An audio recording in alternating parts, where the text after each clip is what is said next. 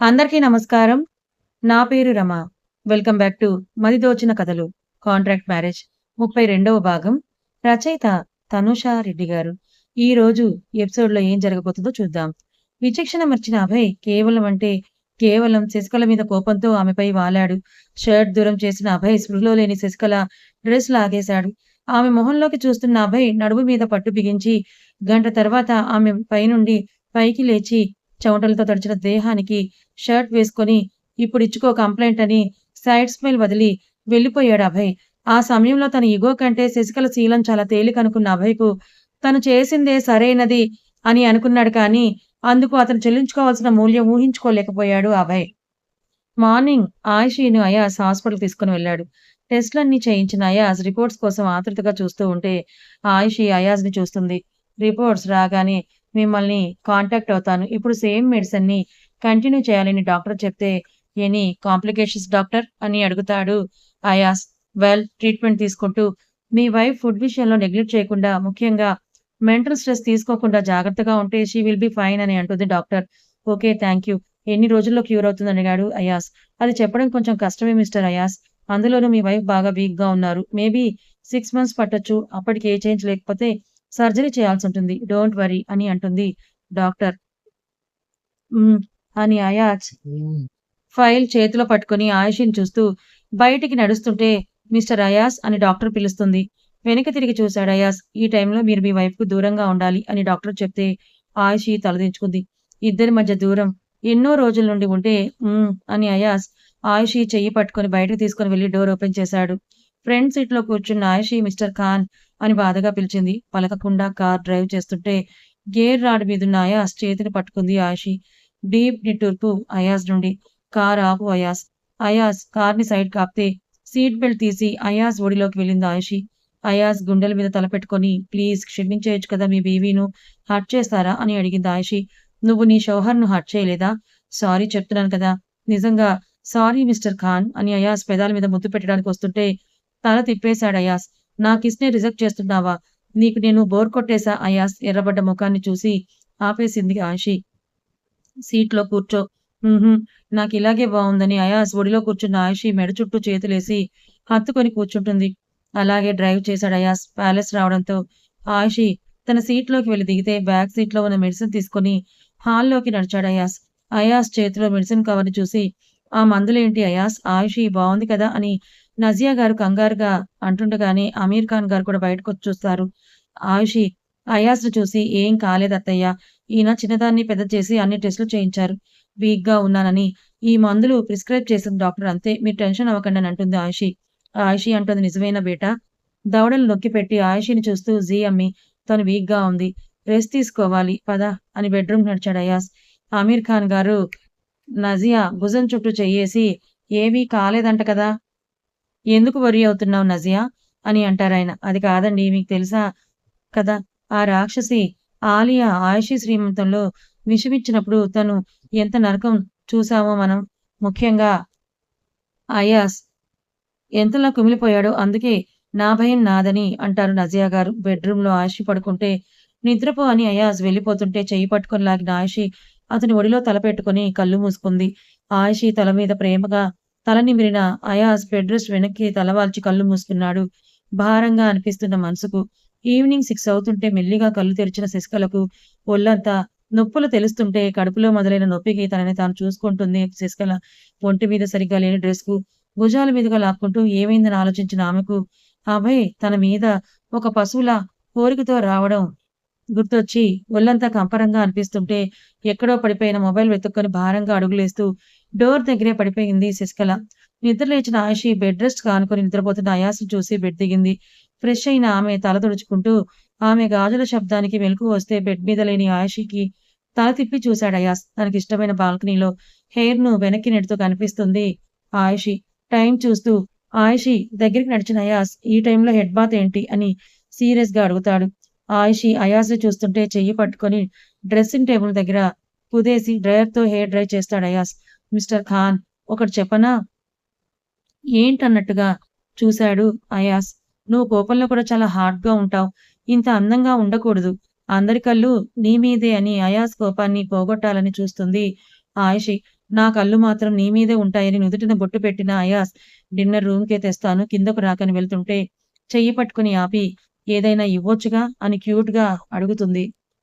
ఏమివ్వాలి? నీకు తెలుసు అయాస్ అని ముందుకు వంగిన అయాస్ పెదాలకు తన పెదాలను తాకించబోతే నాన్న అయాస్ అని కంగారుగా పిలుస్తారు నజియా గారు.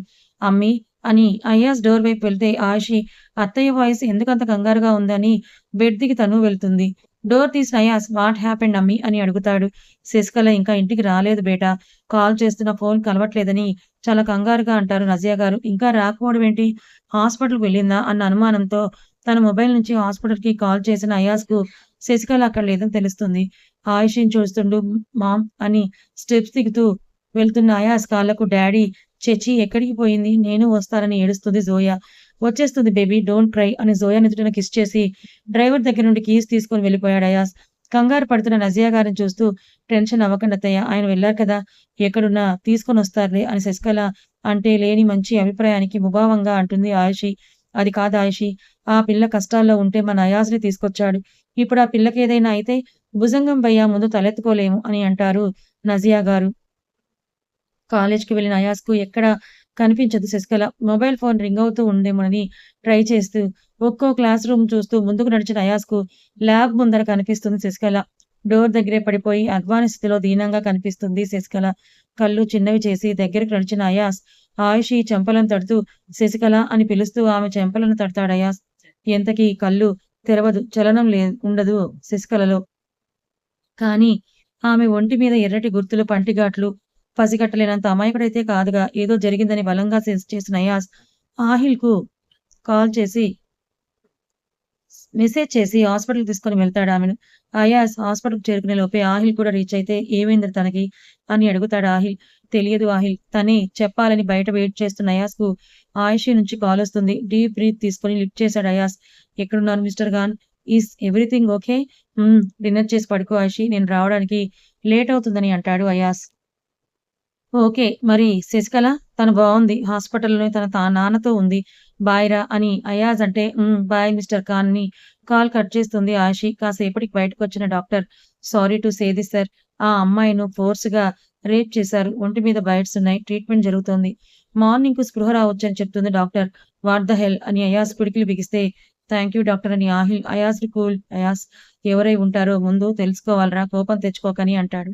ఎవరై ఉంటారని ఆలోచిస్తున్న అయాజ్‌కు శశికళ స్పృహలోకొచ్చాక ఎలా ఆమె రియాక్ట్ అవుతుందోనన్న భయం పట్టుకుంటుంది. రాత్రి కరిగి తెల్లారితే స్పృహలోకొచ్చిన శశికళకు అభయ్ చేసింది గుర్తు రావడంతో పక్కనే ఉన్న సిజర్‌తో చెయ్యి మీద గాయం చేసుకొని గట్టి గట్టిగా అరుస్తూ ఏడుస్తుంది. Sasikala are you mad? అని చెయ్యి పట్టుకున్నాడు అయాస్. నన్ను ఆపకండి సార్. నేను బ్రతకలేను. ప్లీజ్ నన్ను చంపేయండి. గుండెలవిసేలా అరుస్తూ ఏడుస్తుంది శశికళ. ఆమె కన్నీటికి పాపం అనిపిస్తుంటే ఆహిల్ డాక్టర్‌ని పిలుచుకొని రావడానికి వెళ్తాడు. పిచ్చిగా బిహేవ్ చేస్తున్న ఆమె తీరుకు చెంప మీద కొట్టాడు అయాస్. ఏడుస్తూ అయాస్‌ని చూస్తే లిజన్ నువ్వు చెడు తిరుగులు తిరిగి చెడిపోలేదు. ఏ తప్పు చెయ్యలేదు. నీ బాధ్యత నాదని మీ నాన్నగారికి మాటిచ్చాను. అందుకు కట్టుబడి ఉన్నాను కూడా. నువ్విలా ప్రాణం తీసుకుంటే తప్పు చేసిన దానిలా మిగిలిపోతావు. మీ నాన్న బ్రతికున్న నిన్ను తలుచుకొని ప్రశాంతంగా ఉండలేరని స్థిరంగా అంటాడు అయాస్. ఏడుస్తున్న శశికళ నిజం తెలిసినా బ్రతకలేరు సార్ అని అంటుంది. ఇంతలో డాక్టర్ రావడంతో చేతుకు కట్టి కట్టి జాగ్రత్తగా చూసుకోండి sir. She is in mental ట్రోమా అని డాక్టర్ చెప్తే శశికళకు నచ్చచెప్పి ఆహిల్‌ని ఇంటికి వెళ్ళమని చెప్పి ప్యాలెస్‌కు తీసుకొని వెళ్ళాడు అయాస్. హాల్‌లోనే ఉన్న నజియా మీ నాన్నగారిని చూడాలనుకుంటే చెప్పి వెళ్ళొచ్చు కదా శశికళ. మేమంతా ఎంత టెన్షన్ పడ్డామో తెలుసా? ఇంతకీ ఆ కట్టేంటి అని అడిగారు. చున్నీని పూర్తిగా కప్పుకోవడం వల్ల ఒంటి మీద గుర్తులు కనిపించకపోతే చేతికున్న కట్టుకు అది స్లిప్ అయి కింద పడిందమ్మీ. రెస్ట్ తీసుకో శశికళ అని ఆమెను గదికి పంపి స్టెప్స్ ఎక్కుతున్న అయాస్ మెట్ల మీదే కనిపిస్తుంది ఆయిషి. ఆయిషిని చూస్తూ బెడ్‌రూమ్‌కి అయాస్ ముందుకు అడుగేస్తే బెడ్‌రూమ్‌కెళ్ళిపోతుంది ఆయిషి. వెనకాలే వెళ్ళిన అయాస్ ఆయిషి చెయ్యి పట్టుకొని ఆపేస్తాడు. వెనక్కి తిరిగి చూస్తూ శశికళతోనే రాత్రంతా ఉన్నారా? అని అడుగుతుంది ఆయిషి. నిజం చెప్పేయాలని ఉన్న ఆయిషికి తన హెల్త్ కండిషన్‌కి ఇంకా స్ట్రెస్ పెంచలేని అయాస్ అని అంటే చేతిని వెనక్కి తీసుకొని తనని పంపించేయమని అడుగుతున్నా ఎందుకు పంపట్లేదు మిస్టర్ ఖాన్ అని అడుగుతుంది ఆయిషి. తను నా బాధ్యత ఆయిషి తన నాన్నగారికి ప్రామిస్ చేశాను. How could I break it? నాకు కూడా ప్రామిస్ చేశావు కదా అయాస్! మన పెళ్లిలో నాకంటే ఎవరు ఎక్కువ కాదని చెప్పావు. అంతా అబద్ధమా? ఆయిషి కోపాన్ని చూస్తూ ఆయిషి తర్వాత మాట్లాడుకుందాం. లీవ్ దిస్ టాపిక్ అని గంభీరంగా చెప్పాడు అయాస్. సమాధానం లేనప్పుడే వదిలేస్తాం అయాస్. శశికళ ఇంట్లో ఉండటం నాకసలు ఇష్టం లేదు. పరాయి అమ్మాయి వల్ల మన మధ్య గొడవలు రావడం అసలే నచ్చడం లేదు నాకు. కేరళలో చూసిన మిస్టర్ ఖాన్ నాకు కావాలని వాష్‌రూమ్‌కి వెళ్ళిపోతుంది ఆయిషి. తలంతా నొప్పిగా అనిపిస్తుంటే మనసుకు లేని ప్రశాంతతకు అసహనంగా బాల్కనీలోకి నడిచి గ్లాస్ డోర్ లాక్ చేసుకొని సిగరెట్‌ని వెలిగిస్తాడు అయాస్. ఆయిషి ఎందుకు శశికళను పంపించమని అడుగుతుందోనని ఆలోచిస్తూ కళ్ళు మూసుకున్న అతనికి ఆయిషి మేని పరిమళం తాకితే తల తిప్పి చూశాడు. ఆర్గెంజా శారీను సింగిల్ పళ్ళు మీద వదిలిన ఆయిషి కుచ్చులు దోపుకుంటుంటే సిగరెట్ పడేసి ఆమె దగ్గరికి అడుగులు వేశాడు. ఆమె చేతుల్ని పట్టుకొని ఆపి తనే కుర్చీలో దూపబోతే అక్కర్లేదని తనే దోపుకొని వెళ్తుంటే చెయ్యి పట్టుకొని ఆపిన అయాస్ మాట్లాడవా నాతో అని అడుగుతాడు. నీతో నేను మాట్లాడకుండా ఉండలేనని నీకు బాగా తెలుసు అయాస్. శశికళను పంపించేయండి. మీ అంత మంచితనం నాకు లేదని ఆయిషి కూతురు కోసం వెళ్ళిపోతుంది. కాసేపటికి ఫ్రెష్ అయి కిందకు నడిచిన అయాస్‌ను జోయా డాడీ అని చుట్టేస్తే కూతుర్నెత్తుకొని ముద్దాడి ఆడుకో బంగారం అని నజియా గారి గదికి నడిచాడు అయాస్.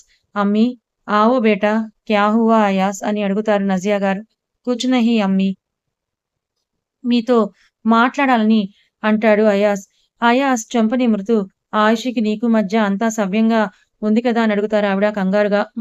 శశికళ గురించి నీతో మాట్లాడాలమ్మీ అని నైట్ నుంచి తనని సేవ్ చేయడం నుంచి హాస్పిటల్‌కి తీసుకొని వెళ్ళడం వరకు మొత్తం చెప్పాడు అయాస్. ఏ అల్లా! ఇంత దారుణమా? ఎవరు నాన్న సైతాన్ పట్టుకొని 4 తగిలించి బుద్ధి చెప్పాలి. ఆడపిల్ల మానం తీసేవాడు అసలు మగాడే కాదు అయాస్. ఎవరికో శశికళకే తెలుసు. తనతో మాట్లాడాలంటే తను కొంచెం స్ట్రాంగ్ అవ్వాలి అమ్మీ. అంకుల్ కళ్ళు తెరిచాక ఆయన ముందు ఇంత జరిగినా ఆపలేని అసమర్థుడిలా నిలబడాల్సొస్తుందని అనుకోలేదమ్మీ. అయాస్ ఏది మనం ఊహించినట్టుగా జరగదు నాన్న. పైవాడి ఆజ్ఞ ప్రకారమే జరుగుతుంది. శశికళతో నేను మాట్లాడతాను. తూ ఫికర్ మత్ కరో బేటా అని నజియా గారంటే గుండెల్లో భారం దిగినట్టుగా అనిపిస్తే టీకే అమ్మీ అని పైకి లేస్తే అయాజ్ శశికళ కారణంగా మీ బంధం బీటలు వారకుండా చూసుకోవాల్సిన బాధ్యత నీదే అని మర్చిపోకని అన్నారు నజియా గారు. డైనింగ్ టేబుల్ దగ్గర కూర్చున్నాడు అయాస్. బ్రేక్‌ఫాస్ట్ చేయడానికి అందరూ కూర్చుంటే రాని శశికళ కోసం నేను చూస్తానులే అయాస్ మీరు తినండని ప్లేట్ తీసుకొని వెళ్తారు నజియా గారు. ఆయిషి ముభావంగా అయాస్‌కు వడ్డించి కూతురుకు తినిపిస్తుంటే మమ్మీ నాకు ఇడ్లీ వద్దు దోస కావాలంటుంది జోయా. ఇంకో ప్లేట్‌లో వేడిగా దోస తినిపిస్తే ఇది వద్దు పూరీ కావాలనంటుంది జోయా. జోయా విసిగించకుండా తిను అని ఆయిషి కసిరితే అయాస్ నేను తినిపిస్తాను నువ్వు బ్రేక్‌ఫాస్ట్ చెయ్యి ఆయిషి అని ఆమె చేయి పట్టుకుని పక్కనే కుదేసుకొని తన కూతురికి అడిగింది తినిపిస్తాడు అయాస్. కోపంగా చూస్తూ తన ప్లేట్‌లో తింటుంటే ఆయిషి అయాస్ పాదం తొక్కి, రక్కి కసి తీర్చుకొని వెళ్ళిపోతుంది. పాదం చూసుకున్న అయాస్ కాలి మెట్టెలతో రక్కడం వల్ల చర్మం రేగి తెల్లటి పొడవైన పాదం ఎర్రగా కందిపోయి కనిపిస్తే రాక్షసి ఏం చేశానని ఇలా టార్చర్ చేస్తోందని నిట్టూరుస్తాడు అయాస్. ఫ్రెండ్స్‌తో ఊటీ ట్రిప్‌కి వెళ్ళిన అభయ్ శశికళ ఈ పాటికి ఏడుస్తూ కూర్చునుంటుందని ఊహిస్తూ వైన్ తాగుతూ ఎంజాయ్ చేస్తాడు. ప్లేట్ తీసుకొని వెళ్ళిన నజియా గారికి ఏడుస్తూ బెడ్ కింద పడున్న శశికళను చూడగానే బాధగా అనిపిస్తే అమ్మా శశికళ అని పిలుస్తుంది. మేడం అని నజియా గారిని హత్తుకొని చిన్న పిల్లల్లా గుక్కపట్టి ఏడుస్తుంది శశికళ. నా బేట అంతా చెప్పాడు. నువ్వేం తప్పు చేయలేదమ్మా. బాధపడకు వాడికి నా బేట అయాజ్ తప్పకుండా వెతికి పట్టుకుంటాడు. ఊరికే వదలడు. నా మాటే మేరా బేటా అయాజ్ మాట కూడా. ఏడవకుండా నువ్వు మనోధైర్యంతో ఉండాలని ఆవిడే తినిపిస్తారు. ఆయిషీ కోపం అలాగే ఇంకో 3 రోజులు కొనసాగుతుంది. శశికళ జీవోత్సవంలో గదికే పరిమితమైతే అయాస్ ఆయిషీ ఆరోగ్యం మాత్రం నెగ్లెక్ట్ చేయడు. ఆహిల్‌తో కాల్ మాట్లాడి బెడ్‌రూమ్‌కి నడిచాడు అయాస్. అటు తిరిగి పడుకున్న ఆయిషీ బెడ్‌షీట్ లాక్కుని పడుకుంటే కనుబొమ్మలు ముడేసి చుట్టి బ్లాంకెట్‌తో సహా ఆయిషీని ఎత్తి తన మీదకు తెచ్చుకున్నాడు అయాస్. వదులు. ఇష్ అరవకు నా బేబీ నిద్రలేస్తుందని నిద్రలో బుజ్జిగా ఉన్న జోయాను చూపించాడు అయాస్. ఆయిషి కల్లెర్ర చేసి ఆమె పెదాల మీద జస్ట్ టచ్ చేసి కిస్ చేసిన అయాస్ మాట్లాడవే దెయ్యం అని అడుగుతాడు. నేను మాట్లాడాలని అంటే ఏం చెయ్యాలో నీకు తెలుసు. నేనెందుకు శశికళ మన ప్యాలెస్‌లో ఉండకూడదని అంటున్నానో అర్థం చేసుకోవడానికి ప్రయత్నం చెయ్యి మిస్టర్ ఖాన్. తనకి పెళ్లి కాలేదు. ఒకే ఇంట్లో ఉంటే ఎన్ని మాటలు, నిందలు ఫేస్ చేయాల్సి ఉంటుందో నీకు తెలియదయాస్. నా భర్త నలుగురిలో తప్పు చేసిన వాడిలా తల ఉంచుకునే రోజు రాకూడదు. నా మీద నమ్మకం లేదా? ఉంది కాబట్టే నైట్ అంతా ఆ శశికళతో ఉన్నానని చెప్పినా నేనేం అడగలేదు. అదే ఇంకోతయ్యుంటే నిన్నీ పాటికి డీప్ ఫ్రై చేసుకొని తినేది. You are so lucky to have me అని జుట్టుని వెనక్కి తోసింది పొగరుగా ఆయిషి. అగ్రీ మేడం అని ఆయిషి బుగ్గ మీద మీసంతో రాస్తూ నిద్రొస్తోందా అని అడిగాడు అయాస్. వదిలితే చెప్తానని ఆయిషి అంటే నో అని అలాగే హోల్డ్ చేసి బాల్కనీలోకి నడిచాడు అయాస్. కౌచ్‌లో కూర్చొని ఆమెను ఒడిలో కూర్చోబెట్టుకున్న అయాస్ వెనక నుండి నడుము చుట్టేసి టాబ్లెట్స్ అని అన్నాడు. వేసుకున్నాను. ముభావంగా అంది ఆయిషి. అది కాదురా నేను చెప్పేది అర్థం చేసుకో ఆయిషి. భుజంగం అంకుల్ రికవరీ అవుతున్నారు. ఈ టైంలో తల్లి లేని అమ్మాయిని ఎలా బయటికి పంపను ఆయిషి. తన బావ తన జీవితం నాశనం చేయాలని వెయిట్ చేస్తున్నాడు ఛాన్స్ కోసం. ఇప్పుడు తనని పంపడం నాట్ సేఫ్ ఆయిషి. నువ్వే అన్నావు కదా! నా భర్త తలదించుకునే రోజు రాకూడదని. శశికళ ఇప్పుడు బయటికి వెళ్తే తన లైఫ్ చాలా స్ట్రగుల్‌లో పడుతుంది. అంకుల్‌కు నా మొహం చూపించలేను. అర్థం చేసుకోరా! కాస్త టైం ఇవ్వు. త్వరలో తన లైఫ్ సెక్యూర్ చేసి పంపుతానని అన్నాడు అయాస్. అయాస్ మాటలకి ఆయిషి మనసులో అనుమానం తొలగితే శశికళ లవ్ చేస్తోంది కానీ అయాస్ కాదుగా. ఈ కారణం చేత తన లైఫ్‌ని కష్టాల్లో నెట్టకూడదని మనసులో అనుకున్న ఆయిషి సరే కొన్ని రోజులు మాత్రమే అని అంది. మేరీ అచ్చి బేబీ అని మెడ మీద పెదాలతో ముద్దులు పెడుతుంటే ఆయిషికి చెక్కిలి గిలిగింతలుగా అనిపిస్తే ఆపు అయాస్ అని మెలికలు తిరిగిపోతుంది. ముందుకు తిప్పుకొని ఎప్పుడు ఇలాగే నవ్వుతూ నాకు కనిపించాలి. నీ మొహంలో నవ్వు లేకపోతే నాకు నచ్చదు Aishi. You are my weakness. నా డే స్టార్ట్ అయ్యేది నీ స్మైల్‌తో, నీ టచ్‌తో. నీతో లైఫ్ 100 ఊహించుకున్నానే. నీ మూడీ ఫేస్‌తో చెడగొట్టకని అయాజ్ అంటే అయాజ్ గుండె మీద తలపెట్టుకుంది ఆయిషి. పాదాలను చాపిన అయాజ్ ఆయిషి నడుము చుట్టూ చెయ్యేస్తే మిస్టర్ ఖాన్ మనకి జోయా ఒక్కటే సరిపోదా అని అడుగుతుంది. డాక్టర్ చెప్పిన దాని గురించి అలా అంటోందని గ్రహించిన అయాస్ జోయా ఒక్కటే ఈ ఖాందాన్‌కు మన ప్రేమకు ప్రిన్సెస్. That's it. ఎక్కువగా ఆలోచించకు ఆయిషి అని స్థిరమైన గొంతుతో చెప్పాడు అయాస్. అని ఆయిషి ఛాతీ మీద చెయ్యుంచుకొని ఆయిషి కళ్ళు మూసుకుంటుంది. నడుము చుట్టూ చెయ్యేసి దగ్గరికి గాలి కూడా దూరనంత దగ్గరకు లాక్కున్న అయాస్ ఆయిషి జుట్టుతో ఆడుకుంటూ లూజ్‌గా ఉన్న జుట్టుని అల్లుతాడు.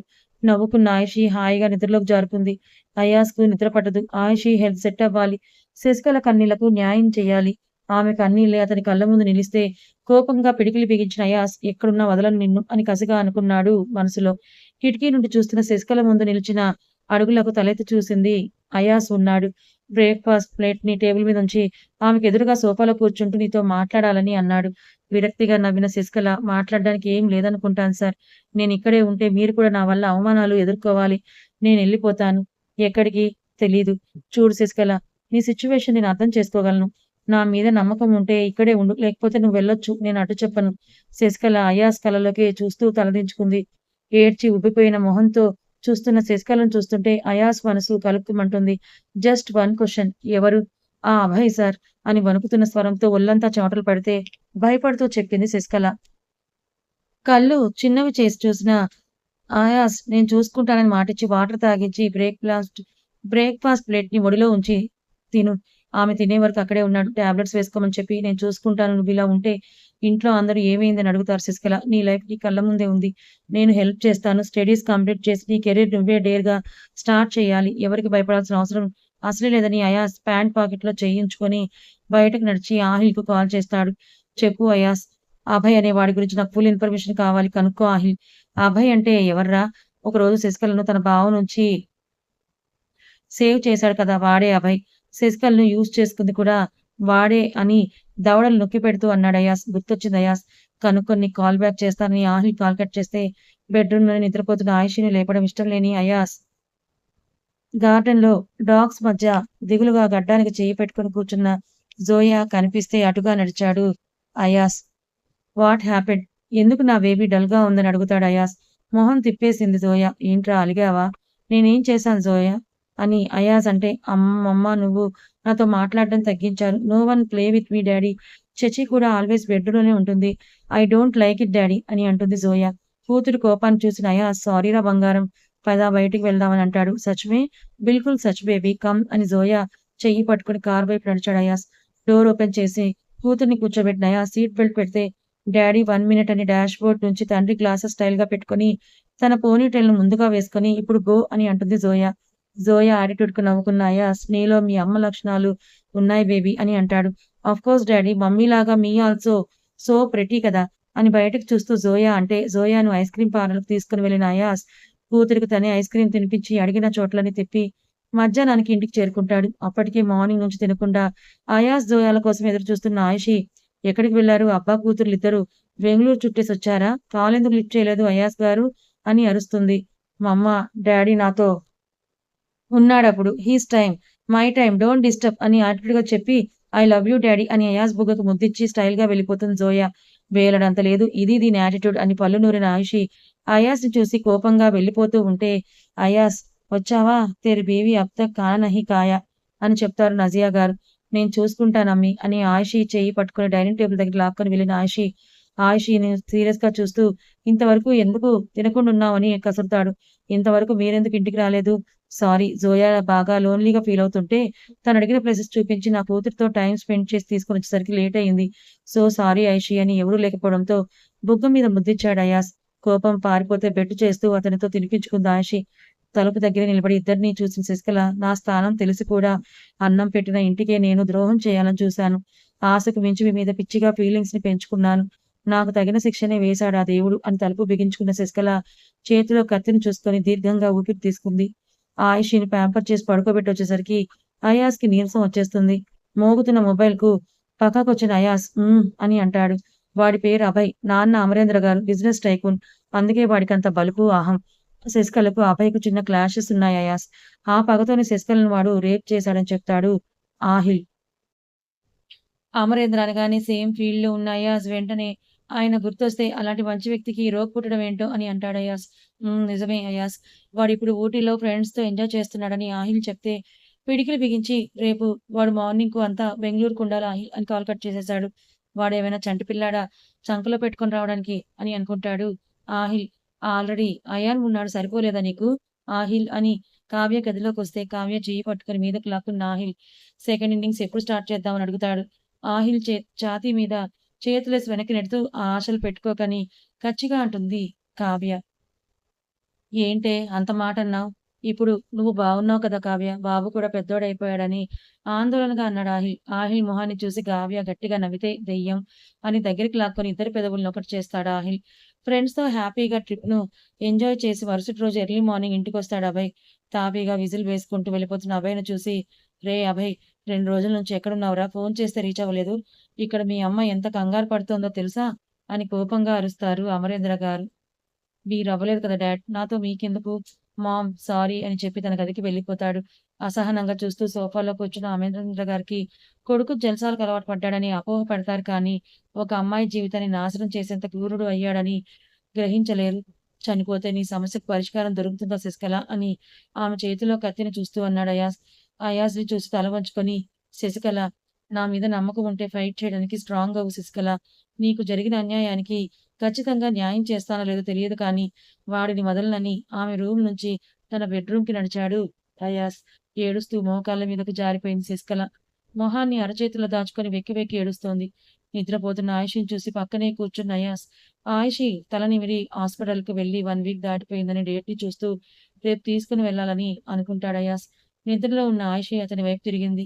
చీర నాభి వరకు జరిగే వంపుతో సహా సన్నటి నడుము కవ్విస్తే ఆగని మనసుతో అరచేయి ఉంచాడయాస్. స్మూత్‌గా పట్టుకుంటే జారుతున్న ఆమె నడుముకు అతని ఫీలింగ్స్ కూడా హై లెవెల్‌కు రీచ్ అయితే వాష్‌రూమ్‌కి నడిచాడు అయాస్. కోల్డ్ వాటర్‌తో షవర్ చేసొస్తాడు అయాస్. వాటర్ సౌండ్‌కి నిద్రలేచిన ఆయిషి ఏమైంది? ఈ టైంలో షవర్ ఏంటి బయటికి వెళ్తున్నావా అయాస్? అని బెడ్ దిగుతూ అడుగుతుంది ఆయిషి. నథింగ్ చిరాగ్గా ఉంటే చేశానని ఆయిషిని చూడలేక అంటాడు అయాస్. అయాస్ కళ్ళని చూడటంతోనే ఫీలింగ్స్‌ని కంట్రోల్ చేసుకోవడానికి ప్రయత్నిస్తున్నాడని అర్థం చేసుకున్న ఆయిషి బాధగా చూస్తుంది. దగ్గరకు చెయ్యి పట్టుకొని లాక్కున్నాడు అయాస్. ఎందుకు ఈ కన్నీళ్లు? నా వల్లే కదా నువ్వు ఇబ్బంది పడుతున్నావు. దాచినా నాకు తెలుస్తుంది మిస్టర్ ఖాన్ అని అంటుంది ఆయిషి. ఇట్స్ ఓకేరా ఐ క్యాన్ వెయిట్ అని ఆయిషి కన్నీళ్లు తుడిచి నుదుటి మీద ముద్దిచ్చాడు అయాస్. అయాస్ ఛాతీ మీద తల పెట్టుకొని హగ్ చేసుకుంది ఆయిషి. నడుము చుట్టూ చేతులేసిన అయాస్ మార్నింగ్ హాస్పిటల్‌కి వెళ్ళాలని చెప్తాడు. అని అలాగే ఉండిపోయిన ఆయిషి అయాస్ తన జుట్టును సవరిస్తుంటే దూరం జరిగి సారీ ఆఫ్టర్‌నూన్ అరిచేశాను. It's okay. థాంక్స్. ఎందుకు? నా ప్రాబ్లమ్ మన రెండింట్లో చెప్పుకున్నందుకు. అమ్మీకు, అబ్బీకు తెలిస్తే కంగారు పడతారు ఆయిషి. అత్తయ్య, మావయ్య కూడా సేమ్. అందుకే చెప్పాలనిపించలేదు. అయినా కొద్ది నెలల్లో నీకున్న ప్రాబ్లమ్ క్లియర్ అయిపోతుంది. ఇంకెందుకు చెప్పడం అని ఆయిషి బుగ్గకు ముద్దిచ్చి బట్టలు వేసుకుంటాడు అయాస్. అతన్ని చూస్తూ షర్ట్ బటన్స్ పెడుతూ భానుని మిస్ అవుతున్నాను.